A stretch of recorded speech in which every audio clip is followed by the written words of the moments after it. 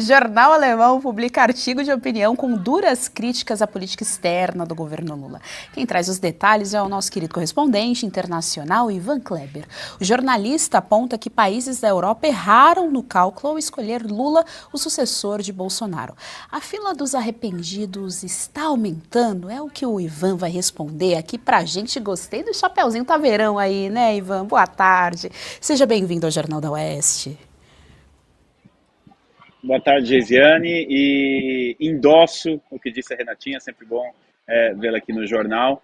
E sim, tá calor. O dia que você me vê com o chapeuzinho, porque tá acima de 27 graus aqui em Londres. Agora, olha só, como você disse, a lista dos arrependidos, enfim, aparentemente aumentou. O Tobias Kaufer, que é o analista e correspondente para a América Latina no jornal Die Welt, um dos jornais mais importantes da Alemanha, publica um artigo de opinião, como você disse, muito crítico e em tom de arrependimento. Ele traz ali alguns detalhes importantes. Ele fala em erro colossal, esse foi o termo que ele utilizou, por parte da União Europeia ao endossar Lula em 2022 em detrimento do ex-presidente Jair Bolsonaro. O próprio Bolsonaro, que em certa ocasião, lá em 2022, disse a frase, né, aspas, eles vão sentir saudades de nós, fecha aspas aqui para o presidente. Aparentemente, aí parte de uma mídia europeia começa sim a sentir estas saudades. O colunista também fala, eu vou trazer aqui um trecho, Geisiane, se você me permite, rapidinho, eu vou ler aqui, ele diz o seguinte, abre aspas, em referência à importância que o Brasil poderia ter em um contexto internacional. Ele diz que foi perdida essa oportunidade. Vamos ler aqui. Quando uma janela de oportunidade finalmente se abriu para a União Europeia em 2019 para finalizar o acordo de livre comércio União Europeia-Mercosul, Bruxelas perdeu esta oportunidade histórica. A elite europeia, política europeia, era orgulhosa demais para posar para uma foto com o presidente populista de direita Jair Bolsonaro, fecha aspas. Ele também fala que este erro por parte da União Europeia está custando caro, isso por conta da aproximação de Lula à Rússia, China, Irã, como a gente vem falando e trazendo com fatos aqui, Geisiane. Agora nós temos um dos principais jornais da Alemanha falando, inclusive, olha só, se um ano atrás me dissesse que eu estaria falando isso, eu acho que eu ficaria preocupado, porque eu não estaria em sã consciência, né?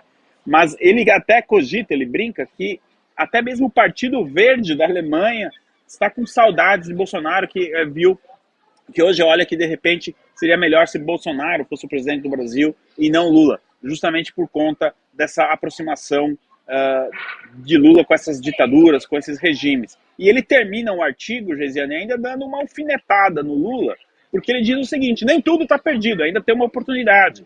A Argentina de Milei apresenta essa oportunidade, quase que dizendo, olha, esqueçam o Lula, esqueçam, né, o governo Lula e abracem Milei enquanto é tempo, Geisiane. Esse foi o tom do artigo dele.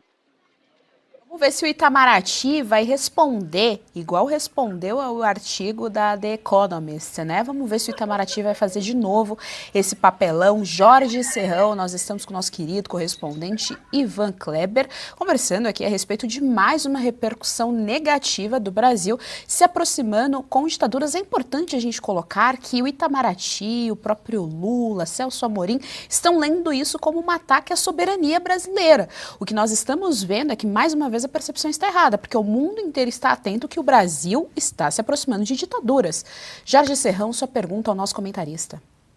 De novo, Ivan Kleber, quais foram os ecos hoje, né, da trumpicada que o governo brasileiro levou ontem, dada por Donald Trump, avisando que sim, vai defender a liberdade de expressão, vai defender o presidente Bolsonaro e, repetindo o que já tinha dito no fim de semana, vem aí pesadamente contra o narconegócio.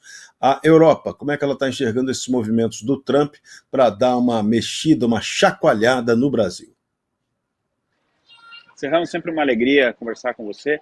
Olha só, o Trump conseguiu pautar a mídia europeia, ele faz isso muito bem, né? Não só a mídia europeia, mas como a mídia americana, mas o tom aqui na Europa foi de ressaltar as frases utilizadas pelo Donald Trump, né, pelo presidente americano, nessa mensagem, Serrão. Principalmente duas delas eu gostaria de destacar, que eu vi repercutindo muito na mídia europeia e nas análises, nos comentários, inclusive em rádio. deixem Bolsonaro em paz. Essa frase ecoou muito. E também a questão de que ele está observando a caça às bruxas, a presidente Bolsonaro, a família e os apoiadores. Esses dois pontos ganharam um grande destaque na cobertura hoje do dia seguinte, né, do day after dessa mensagem de Donald Trump. Também teve uma repercussão a maneira que Lula respondeu à primeira mensagem de Trump do dia, aliás, a última no domingo, relacionada ao BRICS, de que o Brasil vai, ou eventualmente os países do BRICS, vão utilizar da reciprocidade, caso Trump coloque taxas, né, tarifas nos produtos brasileiros. Então, este foi o tom, ressaltando essas duas partes da mensagem, Serrão. Tanto da questão do deixem o Bolsonaro em paz, boa parte da mídia abria a repercussão, os artigos, com esta frase. Aí você imagina, Serrão, o Trump ele conseguiu uma proeza. Eu, fazendo esse trabalho de acompanhar a repercussão, até jornais de Taiwan, Serrão, estavam repercutindo a fala do presidente Trump. Tá certo que por ser o presidente dos Estados Unidos, qualquer coisa assim, que ele publique tem uma grande repercussão, mas para a gente imaginar qual foi o tamanho da repercussão, jornais de Taiwan, o Straits Times, que é um jornal importante que acompanha muito as questões ali, China, Taiwan, estava repercutindo isso. Então, por aí a gente tem uma noção. E hoje, eu acredito que esse artigo do Divete já estava pronto, independente da questão do Trump. De qualquer maneira, a gente precisa ressaltar que está difícil encontrar um artigo da mídia internacional positivo ao governo Lula. Geisiane, eu devolvo com você. Itamaraty vai ter bastante trabalho, hein, Ivan? Vai ter que censurar bastante jornal por aí, além daqui dos jornais brasileiros. Wellington, sua pergunta ao nosso correspondente Ivan Kleber. Ivan, boa tarde. Como que a gente tem, às vezes, a falsa impressão, e eu acho que os políticos brasileiros, notadamente o governo federal, o próprio STF, têm a impressão de que isso tudo, esses temas, esses debates, ficam na superfície, não atingem as camadas mais baixas, o povo em geral. Qual que é a sua impressão das pessoas comuns, aquelas que estão fora desse circuito político, a respeito do que tem acontecido no Brasil, do que tem sido noticiado na Europa? Olá, Wellington. Quando o presidente americano faz uma mensagem como a que ele fez ontem, muitas pessoas que não acompanham diariamente a política acabam descobrindo, peraí, mas por que o Trump está falando isso? A percepção que a gente tem aqui de fora, Wellington, é de que esse contexto político que você trouxe do Brasil vive numa bolha. As pessoas estão cada vez mais informadas, as pessoas buscam saber as notícias, de preferência de fonte primária. O presidente americano publicando isso, você imagina quantas pessoas, mundo afora, não só na Europa, nos Estados Unidos, buscaram informação para saber, mas afinal de contas, o que está acontecendo? Por que existe uma caça às bruxas contra o ex-presidente do Brasil, Jair Bolsonaro? Até ontem, muitas pessoas no mundo não sabiam da noção da coisa, daquilo que o Trump chamou de perseguição aos apoiadores do ex-presidente Bolsonaro. Isso serviu justamente para abrir essa questão. Agora, as pessoas, de modo geral, estão cada vez mais atentas de que existe, sim, algo de estranho no Brasil, e esse artigo do jornal alemão um pouco traz isso, essa aproximação do Lula com regimes, principalmente do Irã. A cúpula do BRICS, basicamente, foi uma defesa do Irã, se a gente pode colocar assim, e isso chama muito a atenção das pessoas. E quando eu digo das pessoas, é das pessoas comuns, que saem para trabalhar de manhã e que vão escutando rádio, vão eventualmente lendo o jornal, começam a receber essas informações.